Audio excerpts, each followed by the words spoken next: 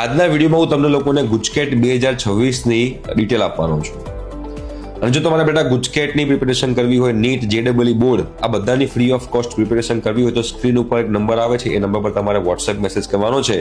તમે એની પર WhatsApp message કરશો એટલે અમારી ટીમ જે છે તમને લોકોને વોટ્સએપ ગ્રુપમાં એડ કરશે.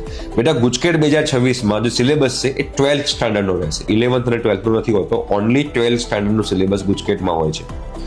40 માર્ક્સની એક્ઝામ હોય છે. 40 માર્ક્સ ફિઝિક્સના, 40 માર્ક્સ કેમેસ્ટ્રીના અને 40 માર્ક્સ મેથ્સ અથવા બાયોલોજીના હોય છે. એમ કરીને 120 માર્ક્સની તમારી ગુજકેટની એક્ઝામ હોય છે. નેગેટિવ માર્કિંગ આની અંદર હોય છે.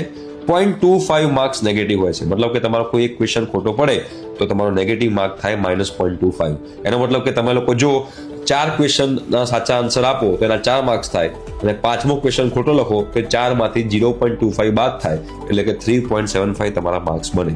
નેગેટિવ માર્કિંગ આની અંદર હોય છે. બરોબર. એમાં ફિઝિક્સ અને કેમેસ્ટ્રીનું પેપર ભેગું હોય છે મોર્નિંગમાં અને મેથ્સ અથવા બાયોલોજીનું આફ્ટરનૂનમાં એનું પેપર હોય છે. બરોબર. કલાકનો સમય હોય છે તમારે આ પેપર આપવા માટે. આમાં OMR શીટ હોય છે જેમાં તમારે ઓપ્શન ટિક કરવાના હોય છે. ઓકે, તો આ ગુજકેટ 2026ની ડિટેલ છે. જે લોકોને પ્રિપેરેશન કરવી હોય ફટાફટ વોટ્સએપ મેસેજ કરે. ઠીક છે, થેન્ક યુ.